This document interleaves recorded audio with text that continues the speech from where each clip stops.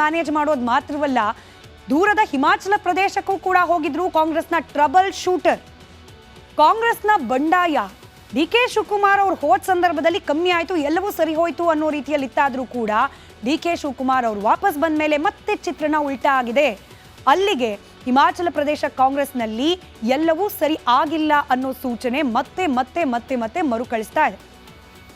ಕೆಲವು ಬಂಡಾಯ ಶಾಸಕರು ವಾಪಸ್ ಆಗೋಕೆ ಬಯಸ್ತಿದ್ದಾರೆ ಅಂತ ಹೇಳಿ ಹಿಮಾಚಲ ಪ್ರದೇಶದ ಮುಖ್ಯಮಂತ್ರಿನೇ ಹೇಳ್ಬಿಟ್ಟಿದ್ದಾರೆ, ಸುಖವಿಂದರ್ ಸಿಂಗ್ ಸಖು.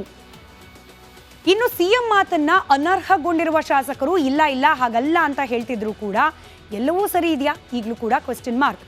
ಪಕ್ಷದ ಕನಿಷ್ಠ 9 ಶಾಸಕರು ತಮ್ಮೊಂದಿಗೆ ಸಂಪರ್ಕದಲ್ಲಿದ್ದಾರೆ ಅಂತ ಹೇಳಿ ಅನರ್ಹಗೊಂಡಿರುವ ಶಾಸಕರು ಹೇಳ್ತಾ ಇದ್ದಾರೆ. ಮತ್ತೊಂದು ಕಡೆಯಲ್ಲಿ ಹಿಮಾಚಲ ಪ್ರದೇಶದಲ್ಲಿ ಪ್ರಬಲ ಶಾಸಕ ವಿಕ್ರಮಾದಿತ್ಯ ಸಿಂಗ್ ಅವರ ನಡೆ, ಅದರಲ್ಲೂ ನೇರವಾಗಿ ಬಿಜೆಪಿ ನಾಯಕರನ್ನ ಭೇಟಿಯಾಗಿರೋದು ಕಾಂಗ್ರೆಸ್ ಪಾಳೆಯದಲ್ಲಿ ಹೊಸ ತಲೆ ಬಿಸಿಗೆ ಕಾರಣವಾಗ್ತಾ ಇದೆ.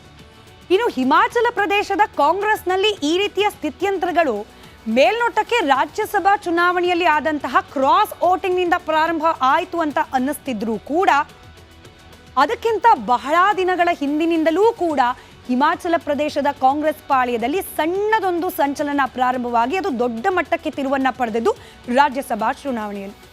ಹಿಮಾಚಲ ಕಾಂಗ್ರೆಸ್ಗೆ ಶಾಕ್ ಕೊಟ್ಟಿದ್ದೇ ಅಯೋಧ್ಯ ಪರ್ವ. ಹೇಗೆ ಯಾಕೆ ವಿವರಿಸ್ತಾ ಹೋಗ್ತೀನಿ.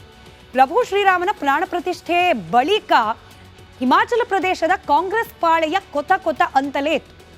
ಯಾಕಂದ್ರೆ ನಮಗೆ ಗೊತ್ತಿದೆ, ಪ್ರಾಣ ಪ್ರತಿಷ್ಠೆಯಲ್ಲಿ ನಾವು ಹೋಗೋದಿಲ್ಲ, ಭಾಗಿ ಆಗೋದಿಲ್ಲ ಅಂತ ಹೇಳಿ ಕಾಂಗ್ರೆಸ್ನ ಆಲ್ಮೋಸ್ಟ್ ಟಾಪ್ ಲೀಡರ್ಸ್ ಪ್ರಾಣ ಪ್ರತಿಷ್ಠೆ ಕಾರ್ಯಕ್ರಮದಿಂದ ಹಿಂದೆ ಉಳಿದ್ರು. ಖರ್ಗೆ ಅವರು, ಸೋನಿಯಾ ಗಾಂಧಿ ಅವರು, ರಾಹುಲ್ ಗಾಂಧಿ ಅವರು ಆಮಂತ್ರಣ ಇದ್ರೂ ಕೂಡ ಹೋಗಲಿಲ್ಲ.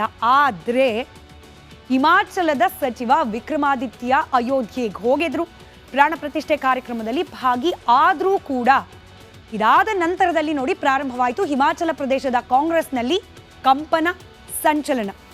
ವಿಕ್ರಮಾದಿತ್ಯ ಸಿಂಗ್ ಅವರ ಈ ನಡೆಯಿಂದ ಸಹಜವಾಗಿ ಹಿಮಾಚಲ ಪ್ರದೇಶದ ಕಾಂಗ್ರೆಸ್ ಪಾಳೆಯಕ್ಕೆ ಮುಜುಗರ. ಇವರು ಮಾಡೋ ಈ ರೀತಿಯ ನಡೆಯಿಂದ ನಾವ್ಯಾಕೆ ಮುಜುಗರ ಅನುಭವಿಸಬೇಕು ಅನ್ನೋ ಅಸಮಾಧಾನ ಕೂಡ ಹೊಗೆ ಆಡಲಿಕ್ಕೆ ಪ್ರಾರಂಭವಾಯಿತು. ರಾಜ್ಯಸಭಾ ಚುನಾವಣೆಯಲ್ಲಿ ಇದರ ಲಾರ್ಜರ್ ಇಂಪ್ಯಾಕ್ಟ್ ಕಾಣಲಿಕ್ಕೆ ಸಿಕ್ತು. ಒಂದರ್ಥದಲ್ಲಿ ಕೈ ಚಳಕವನ್ನೇ ಪ್ರದರ್ಶನ ಮಾಡಿಬಿಟ್ರು ವಿಕ್ರಮಾದಿತ್ಯ. ಹೇಗೆ? ಬಹುಮತ ಇದ್ರೂ ಕೂಡ, ಅಂದ್ರೆ ರಾಜ್ಯಸಭೆಗೆ ಅಭ್ಯರ್ಥಿಯನ್ನ ಗೆಲ್ಲಿಸಿಕೊಂಡು ಬರುವಂತಹ ಶಾಸಕರ ಸಂಖ್ಯಾಬಲ ಇದ್ರೂ ಕೂಡ ಕಾಂಗ್ರೆಸ್ನ ಅಭ್ಯರ್ಥಿಯಾಗಿ ಕಣಕ್ಕಿಳಿದಿದ್ದ ಸಿಂಘ್ವಿ ಅವರಿಗೆ ಸೋಲಾಯಿತು. ಕಾರಣ ಬರೋಬ್ಬರಿ 6 ಮಂದಿ ಕಾಂಗ್ರೆಸ್ನ ಶಾಸಕರು ಕ್ರಾಸ್ ವೋಟ್, ಅಡ್ಡ ಮತದಾನವನ್ನ ಮಾಡಿದ್ರು. ಇದರ ಹಿಂದೆ ವಿಕ್ರಮಾದಿತ್ಯ ಇದ್ದಾರೆ ಅನ್ನೋ ಲೆಕ್ಕಾಚಾರಗಳು ಜೋರಾಗಿ ನಡೆಯಿತು. ಆದರೆ ಯಾವಾಗ ಡಿ.ಕೆ. ಶಿವಕುಮಾರ್ ಅವರು ಇಲ್ಲಾದಂತಹ ಟ್ರಬಲ್ ಅನ್ನ ಶೂಟ್ ಮಾಡಲಿಕ್ಕೆ, ಅಂದ್ರೆ ಅಲ್ಲಿ ಆದಂತಹ ಈ ರೀತಿಯ ವೈಪರೀತ್ಯಗಳನ್ನ ಶಮನ ಮಾಡಿ ಮತ್ತೆ ಸರಿದೂಗಿಸ್ಕೊಂಡು ಹೋಗಿ ಅನ್ನೋ ಮೆಸೇಜ್ ಅನ್ನ ಕೊಡ್ಲಿಕ್ಕೆ ಹಿಮಾಚಲಕ್ಕೆ ಹೋದ್ರು. ಒಂದು ಹಂತಕ್ಕೆ ಶಾಂತವಾದಂತೆ ಕಾಣ್ತು ಪರಿಸ್ಥಿತಿ. ಡಿ.ಕೆ. ಶಿವಕುಮಾರ್ ಅವರು ವಿಕ್ಟ್ರಿ ಸಿಂಬಲ್ ತೋರಿಸಿ ವಾಪಸ್ ಬಂದ್ರು ಕರ್ನಾಟಕಕ್ಕೆ. ಮತ್ತೆ ಪ್ರಾರಂಭವಾಯಿತು ಸಂಚಲನ. ಮತ್ತೆ ಹಿಮಾಚಲ ಕಾಂಗ್ರೆಸ್ನಲ್ಲಿ ಕಂಪನ ಪ್ರಾರಂಭವಾಗಿದೆ. ಇದಕ್ಕೆ ಮತ್ತೆ ಕಾರಣ ಅದೇ ವಿಕ್ರಮಾದಿತ್ಯ ಸಿಂಗ್.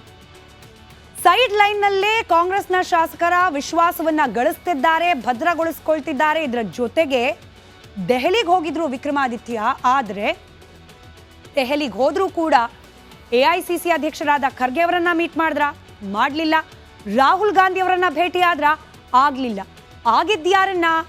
ದೆಹಲಿಗೆ ಹೋದ್ರು, ನೇರವಾಗಿ ಬಿಜೆಪಿ ನಾಯಕರ ಜೊತೆಯಲ್ಲೇ ಚರ್ಚೆಯನ್ನ ಮಾಡಿಬಿಟ್ರು ಸಿಂಗ್ ಅನ್ನೋ ಚರ್ಚೆ ಇದೀಗ ಹಿಮಾಚಲ ಪ್ರದೇಶದ ಕಾಂಗ್ರೆಸ್ ಪಾಳೆಯದಲ್ಲಿ ದೊಡ್ಡದಾಗಿ ಸದ್ದು ಮಾಡಲಿಕ್ಕೆ ಪ್ರಾರಂಭ ಆಗಿದೆ. ಹೀಗಾಗಿ ಟ್ರಬಲ್ ಶೂಟರ್ ರಾಜ್ಯದಿಂದ ಹಿಮಾಚಲ ಪ್ರದೇಶಕ್ಕೆ ಹೋದ್ರೂ ಕೂಡ ಎಲ್ಲವೂ ಸರಿ ಆಗಿಲ್ಲ ಅನ್ನೋ ಸಂದೇಶ ಹಿಮಾಚಲ ಪ್ರದೇಶದಿಂದ